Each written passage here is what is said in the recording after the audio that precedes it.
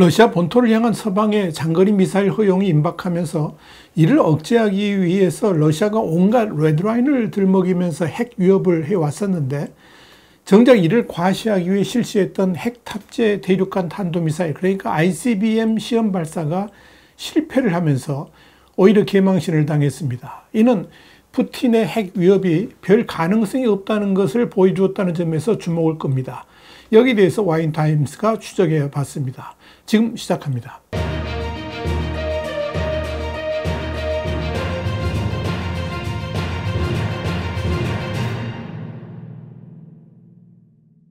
미국의 전쟁연구소 ISW는 현지 시간으로 22일자, 한국 시간으로는 23일자 보고서에서 지난 21일 플래닛가 촬영한 아리안겔스크주의 플레세스크 우주 비행장의 피해 상황을 담은 위성 사진을 살펴보면 러시아군이 최근 핵을 탑재한 대륙간 탄도미사일, 그러니까 ICBM 사르마트 RS-28 시험 발사에 실패한 것으로 보인다, 이렇게 밝힌 겁니다. SNS에 올라온 사진을 보면 이 러시아군이 이전에 사르마트 미사일이 시험 발사 순간에 이 사일로에서 폭발해 가지고 거대한 분화구를 남겼고 발사 시험장을 완전히 초토화시켰음을 볼 수가 있습니다. 물론 이 사르마트 ICBM이 액체 연료 미사일이라서 연료 주입 과정에서 실수로 폭발했을 수도 있지만 당일 코브라볼의 활동이 없었다는 점에서 실제 발사 과정에서 폭발했을 가능성이 매우 높다, 이렇게 정리할 수 있습니다. 이 사진을 올린 한 엑스게시자에 따르면 사르마트 미사일은 지난 2022년 4월 20일 최초이자 마지막으로 시험 발사를 성공한 바 있었는데, 이번에 두 번째 시험 발사가 실패로 돌아가면서 핵을 탑재한 ICBM 실전 배치 및 활용은 쉽지 않을 것으로 보입니다. 한편 이 오픈소스 정보 분석가들은 화재가 아직도 진압 중이며 실제로 현장 근처에 4대의 소방차가 진화 작업을 하고 있는 모습이 포착되었다라고 보고를 했습니다.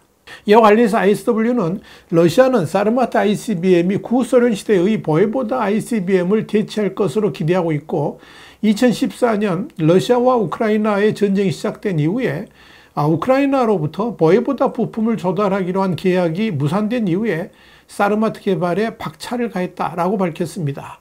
이와 관련해서 카네기 유라시아 센터에서 발간하는 폴리티카는 지난해 10월 23일 블라디미르 푸틴 대통령이 러시아가 새로운 초중량 대륙간 탄도미사일, 그러니까 ICBM인 사르마트의 개발을 완료했다고 말하면서 러시아는 이제 대량 생산을 시작하고 미사일을 실전 배치하기만 하면 된다라고 큰 소리를 쳤다 그러면서, 그러나 그런 푸틴의 발언은 오히려 국영 우주기관인 로스코스모스와 러시아 미사일 생산 부문 전체에 불어닥친 위기를 보여주는 증거다, 이렇게 일축한 바 있습니다.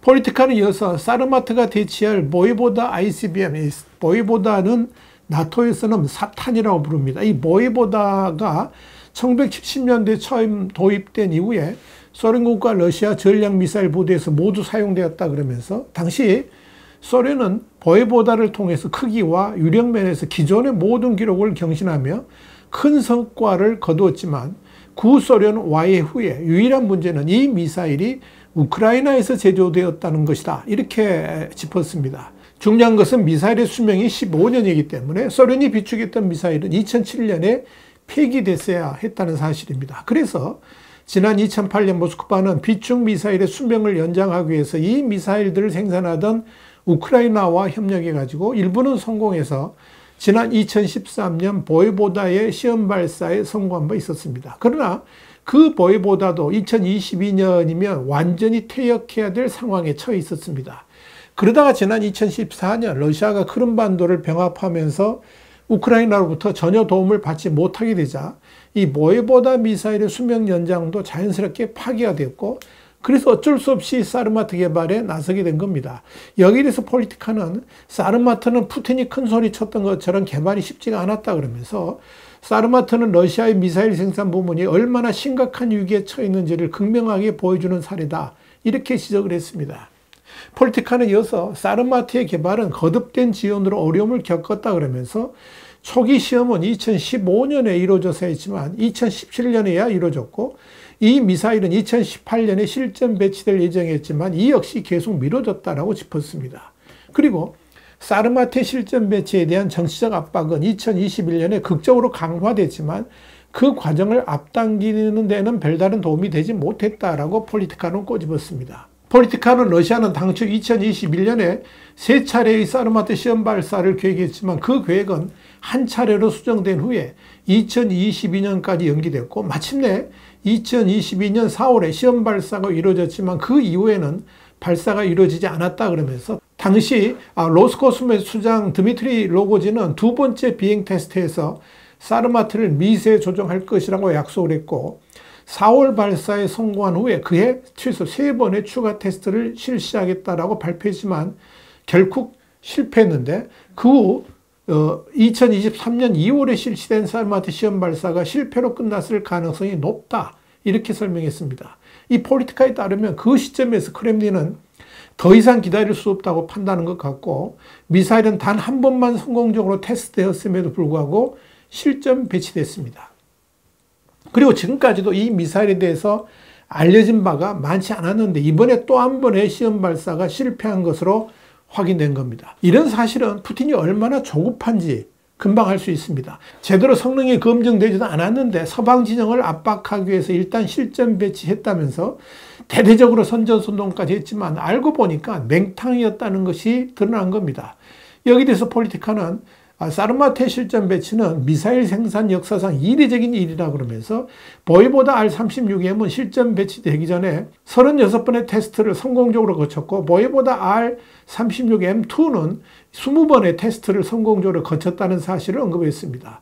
폴리티카는 그러면서 사르마트의 문제는 로스코스모스와 계약업체의 재정적 손실과 부채 증가로 인한 결과로 일부 로스코스모스 계약업체는 2014년부터 미국의 제재를 받아왔고 2022년 러시아의 우크라이나 침공 이후에 거의 모든 국제 계약이 취소되었다 그러면서 서방 기술과 장비의 공급이 끊기면 로스코스모스와 그 계약 업체들은 더 큰 손실과 더 긴 생산 지연에 직면하게 된다라고 설명했습니다. 폴리티카는 이어서 좋은 예가 사르마트형 추진 시스템을 제조하는 프로톤 PM으로 이 회사는 주문이 밀려 있지만 이를 충족할 수 없는 상황인데 이는 생산 시스템의 일부가 오래되어서 심하게 낙후된 데다가 서구 제조업체들이 더 이상 장비를 정비하거나 부품을 공급하지 않아서 최신 부품을 사용할 수 없기 때문이라 그러면서 대신 프로톤 PM은 중국의 기술을 구매할 수밖에 없는 상황이고 자격을 갖춘 직원도 부족하다 이렇게 지적을 했습니다. 이와 관련해서 ISW는 최근 사르마트 시험 실패가 러시아의 기존 핵 삼축이 이전보다 효과가 떨어진다는 것을 의미한다라고 단정할 수는 없지만 국제 제재의 압박과 우크라이나 전쟁으로 인한 러시아 방위산업 기지의 수요로 러시아가 새로운 미사일 능력 개발에 계속 어려움을 겪고 있다는 것을 시사한다. 이렇게 풀이했습니다. 러시아가 사실상 핵무기 사용 가능성이 희박해지면서 그럼에도 푸틴은 레드라인을 지키기 위해서 온갖 수단을 동원하려고 하고 있는 것으로 보입니다. 워싱턴 포스트는 23일 크렘린궁에서는 서방이 핵 위협에 넘어가지 않을 것이라는 인식이 커지고 있고 푸틴은 레드라인을 집행할 새로운 방법을 모색하고 있다고 보도했습니다. 워싱턴 포스트에 따르면 실제로 이달 초에 푸틴 대통령이 서방이 우크라이나의 러시아 내륙을 공격하는 것을 승인하면 모스크바가 나토와 전쟁을 벌이게 될 것이라고 경고를 하자 이 러시아 선전가들은 서둘러서 핵전쟁 가능성을 운운하면서 서방을 겁박했습니다. 그럼에도 크렘린 내부에서는 이 핵 위협의 반복적인 사용이 그 힘을 잃기 시작을 했고 모스크바의 레드라인을 우크라이나가 끊임없이 넘고 있다는 인식이 커지고 있습니다. 익명의 러시아 관리는 러시아 관리들이 핵 위협을 해도 아무도 두려워하지 않는다는 것을 깨달았다라고 주장을 했고 러시아 고위 외교관들과 긴밀한 관계를 맺고 있는 한 러시아 학자는 글로벌 사우스의 러시아 파트너들이 러시아의 핵 위협에 불만을 갖고 있다고 강조를 했습니다. 프랑스에 본사를 둔 정치 컨설팅 회사 알폴리티크의 설립자 타티아나 스타노바야도 워싱턴 포스트에 푸틴은 우크라이나에 대한 서방의 지원을 억제하고 자신의 레드라인을 집행하기 위해서 다양한 옵션을 모색하고 있다 그러면서 푸틴은 핵무기를 자신을 포함한 모든 사람에게 최악의 선택으로 보고 있다고 말했습니다. 스타노바야는 이어서 핵 조치나 나토 영토에 대한 직접 공격은 푸틴이 현재 러시아의 존재에 위협이 있다고 느끼고 다른 탈출구가 없다고 생각할 때만 고려될 것이다. 그러면서 그런 상황은 서방이 지금 논의하는 것보다 훨씬 더 나아가야 한다는 점에서 가능성이 별로 없다라고 지적했습니다. 러시아의 레드라인과 관련해 가지고 크렘린궁의 매파 정치 분석가인 세르게이 마르코프는 모스크바 주재 영국 대사관 폐쇄와 우크라이나가 배치한 F-16 전투기가 있는 폴란드와 루마니아의 공군기지에 대한 공격이 레드라인 월선에 대한 모스크바의 가능한 대응책이라고 설명을 했습니다. 그러나 러시아의 나토 공군기지에 대한 공격은 가능성이 지극히 낮고 그야말로 절박한 경우에만 가능하다는 점에서 이 역시 실현 가능성은 낮다, 이렇게 정리할 수 있을 겁니다. 자, 이런 점에서 이번에 사르마트 ICBM의 시험 발사 실패는 푸틴에게 핵 위협이라는 카드가 완전히 힘을 잃었다는 것을 입증하고 있다는 점에서 푸틴의 설 자리도 날이 갈수록 좁아지고 있음을 확증해 주었다라고 할 수가 있을 겁니다. 와이탄드 국제정세 분석의 주북이었습니다. 감사합니다.